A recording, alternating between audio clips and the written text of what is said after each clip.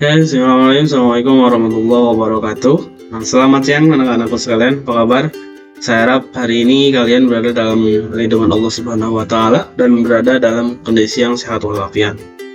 Di pertemuan hari ini, ya, kita akan membahas tentang analisis peluang usaha, ya, karena di sebelumnya kita sudah mengetahui konsep memahami sikap dan perilaku kewirausahaan dan seorang wirausaha. Hari ini kita akan bahas tentang analisis peluang usaha.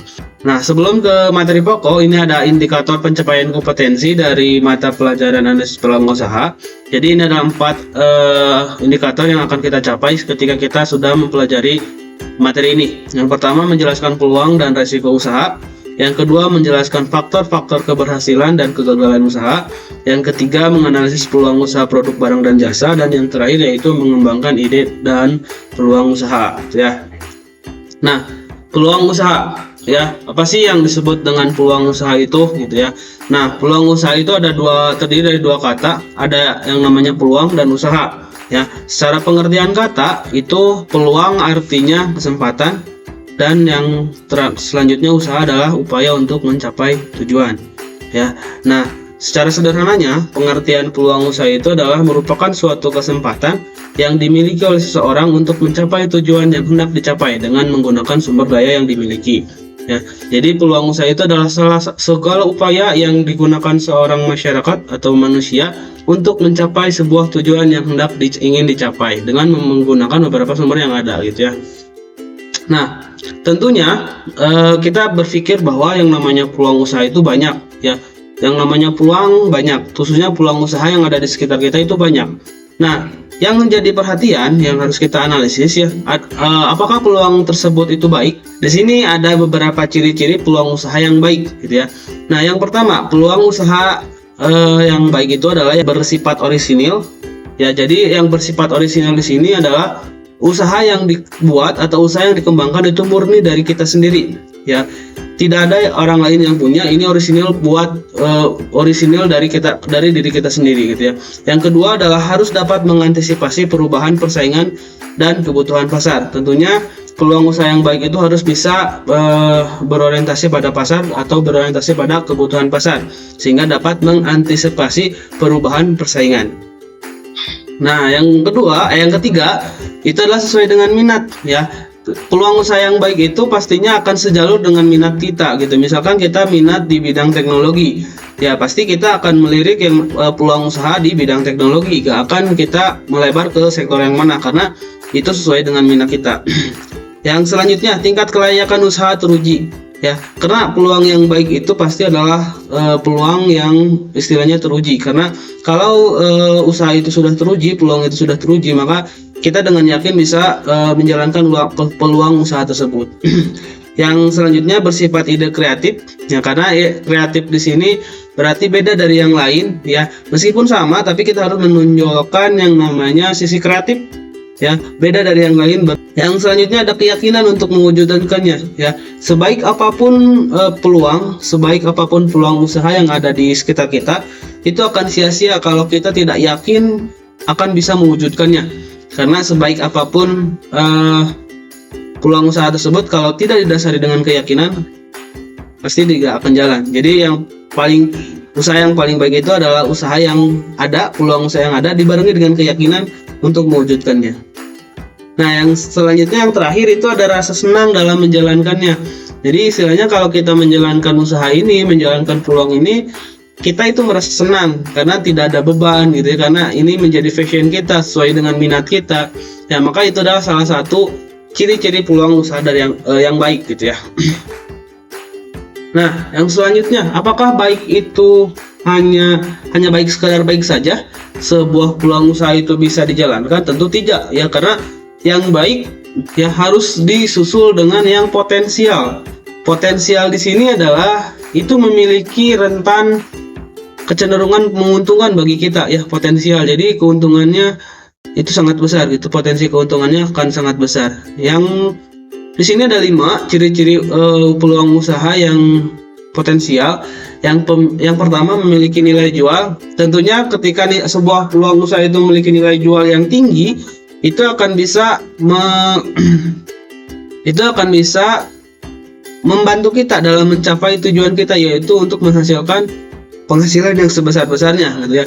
Yang kedua, usaha bukan hanya ambisi pribadi semata yang bersifat nyata gitu ya. Yang ketiga, usaha tersebut mampu bertahan lama di pasar ya. Jadi usaha itu tidak hanya sekedar numpang lewat di pasar, baru kali ini viral nanti redup lagi, tapi usaha yang potensial itu harus tetap bertahan lama di pasar ya, dengan adanya inovasi-inovasi yang baru, sehingga ketika produk tersebut mengalami penurunan itu bisa naik kembali. Yang selanjutnya, tidak menghabiskan modal karena terlalu besar investasinya. Yang potensial di sini yang selanjutnya yaitu ketika pengeluaran kita kecil tapi itu bisa menghasilkan laba atau keuntungan yang besar. Ya, itu sangat potensial sekali karena kita dengan usaha yang kecil, ya modal yang kecil, uang yang dikeluarkan kecil, tapi kita bisa menghasilkan uang yang lebih banyak gitu ya. Yang selanjutnya adalah bisa ditingkatkan skalanya menjadi industri. Tentu ketika suatu usaha sudah berjalan, itu akan menjadi sangat potensial kalau kita ditingkatkan ke area yang lebih besar lagi ya, atau menjadi skala industri. Nah itu jadi setiap peluang usaha itu tentunya banyak ya, banyak di sekitar kita peluang-peluang usaha. Cuman yang harus kita perhatikan itu yang pertama ya, apakah peluang usaha kita itu baik dan apakah peluang usaha itu potensial. Jadi ciri-cirinya ada yang peluang usaha yang baik dan peluang usaha yang potensialnya. Selanjutnya, kenapa sih kita harus menganalisis peluang usaha? Kenapa sih gitu ya? Kan kalau mau usaha tinggal jalan saja gitu tanpa memikirkan menganalisis segala. Nah, itu hal yang keliru karena tujuan dari analisis peluang usaha itu adalah percaya dan yakin bahwa usaha tersebut dapat dilaksanakan, mau menerima gagasan atau ide baru, memiliki semangat kerja yang tinggi, mampu berkomunikasi dengan baik, bertanya pada diri sendiri, mau mendengarkan saran orang lain. Nah, analisis peluang usaha ini dianggap penting karena dengan melakukan analisis peluang usaha, kita akan bisa menerima ide-ide baru, baik itu dari teman sejawat ataupun dari orang lain ya, sehingga nantinya peluang usaha yang kita akan jalankan itu akan sangat berkembang dengan adanya ide-ide baru yang bisa kita terima gitu. Nah, dalam analisis peluang usaha itu ada beberapa pendekatan analisis ya. Yang pertama ada SWOT, yang kedua ada 5W1H, dan yang terakhir ada studi kelayakan usaha atau studi kelayakan bisnis. Yang pertama ada SWOT. Apa sih SWOT gitu ya? Kalau SWOT ini kepanjangan dari strength, weakness, opportunity, dan threat.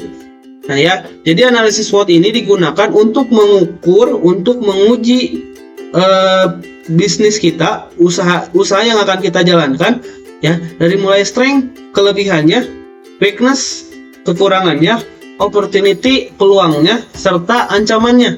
Jadi ketika kita ingin melaksanakan sebuah bisnis ya atau sebuah usaha, kita harus menganalisis dulu apa sih kekuatan dari kita, kekuatan dari usaha kita itu apa ya, kelebihan dari usaha kita itu apa gitu. Nah, selain dari kelebihan, kita juga karena ini produk kita juga harus menyadari bahwa usaha kita itu pasti ada kekurangannya. Nah, apakah kekurangan itu gitu? Kekurangannya kita evaluasi diri ya, mawas diri apa saja sih kelemahan-kelemahan yang ada dalam usaha kita, sehingga nantinya kita akan berbenah ketika suatu hari nanti kelemahan kita menjadi salah satu faktor penghambat dari jalannya usaha kita, maka kita bisa mencegahnya dari dini gitu ya. Nah, yang selanjutnya ada opportunity.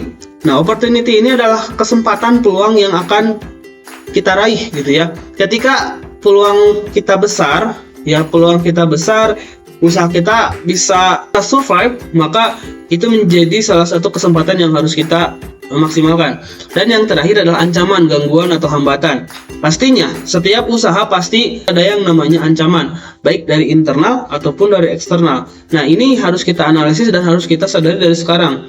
Karena kalau kita sudah menyadari dari dini ancaman apa saja yang akan muncul nantinya, maka kita akan bisa menyusun strategi-strategi untuk mengatasi ancaman tersebut ya. Jadi ini pendekatan yang pertama ya, ketika kita ingin melaksanakan sebuah usaha, kita harus melaksanakan yang namanya analisis SWOT ya. Nah, yang selanjutnya ada pendekatan 5W1H ya. Ketika kita ingin menjalankan sebuah usaha, maka kita harus menjawab dulu pertanyaan 5W-nya atau 1H-nya. Yang pertama what? what ini produk apa, berarti apa ya. Nah, jadi kita harus menjawab dulu apa sih yang akan kita produksi gitu, apa yang akan kita jual, apa yang akan kita jadikan bisnis ya. Yang kemudian ada where, di mana lokasinya gitu ya, when, kapan ya, why, mengapa, who, siapa, how, bagaimana menjalankan usaha ini. Ketika 5 pertanyaan ini sudah terjawab dengan sempurna, dengan baik, maka kita akan mempunyai sebuah rancangan atau rencana usaha yang nantinya kita akan bisa jalankan dengan baik gitu ya. Nah, yang selanjutnya ada studi kelayakan bisnis atau studi kelayakan usaha ya. Nah, menurut Hussein Umar tahun 2003 ya, studi kelayakan bisnis atau yaitu penilaian terhadap rencana bisnis yang tidak hanya menganalisis layak atau tidaknya bisnis dibangun, tetapi juga saat dioperasionalkan secara rutin dalam rangka pencapaian keuntungan maksimum dalam rangka waktu yang tidak ditentukan, misalnya rencana peluncuran produk baru. Dalam SKB ini atau dalam studi kelayakan usaha, kita menganalisis dari berbagai aspek ya. Nah, ini diperuntukkan bukan hanya saja saat perusahaan itu berjalan, tapi saat peluncuran produk baru pun ini harus kita pertimbangkan ya, ataupun usaha baru kita harus pertimbangkan apakah bisnis yang kita jalankan ini layak untuk kita luncurkan atau seperti apa gitu ya. Adapun beberapa aspek yang harus kita analisis dalam studi kelayakan usaha itu ada yang pertama aspek manajemen, aspek pemasaran, aspek keuangan, aspek sumber daya manusia, aspek hukum, aspek AMDAL atau lingkungan, dan terakhir aspek budaya. Nah, semua aspek ini harus kita pertimbangkan karena inilah pondasi-pondasi yang menjalankan suatu roda usaha yang kita jalankan. Kalau misalkan salah satu aspek ini tidak layak atau mengalami masalah, maka itu akan berimbas pada aspek-aspek yang lain dan berimbas pada usaha yang kita jalankan ya. Nah, kesimpulannya analisis peluang usaha itu pastilah harus kita laksanakan. Karena kenapa itu kita laksanakan? Karena kita di sekitar kita tentunya banyak peluang usaha yang sekiranya bisa kita jalankan. Cuman kita harus menyeleksi, kita cuma harus menganalisis manakah usaha yang potensial untuk kita dan manakah usaha yang baik untuk kita. Karena tidak semuanya peluang itu baik untuk kita ya, tidak semuanya semua peluang itu potensial ya. Jadi inilah yang harus kita perhatikan. Kemudian dari pendekatan analisis peluang usaha ya, ada pendekatan analisis SWOT ya, dimana kita menganalisis kekurangan, kelemahan, peluang, dan ancamannya. Dan yang kedua ada 5W1H ya, ketika kita ingin meluncurkan sebuah bisnis, kita harus menjawab ke 5 pertanyaan tersebut ya, plus satunya gitu. Nah, dan yang terakhir itu adalah studi kelayakan usaha atau studi kelayakan bisnis. Nah, dalam studi kelayakan bisnis itu harus kita pertimbangkan beberapa aspek, dari mulai aspek manajemen, lingkungan, sosial, sampai keuangan ya. Karena kalau aspek itu sudah kita perhatikan dan berjalan dengan baik, maka peluang usaha yang kita jalankan itu akan memiliki tingkat keberhasilan yang tinggi. Itu saja materi tentang analisis peluang usaha. Mudah-mudahan bermanfaat. Billahi taufiq wal hidayah. Assalamualaikum warahmatullahi wabarakatuh.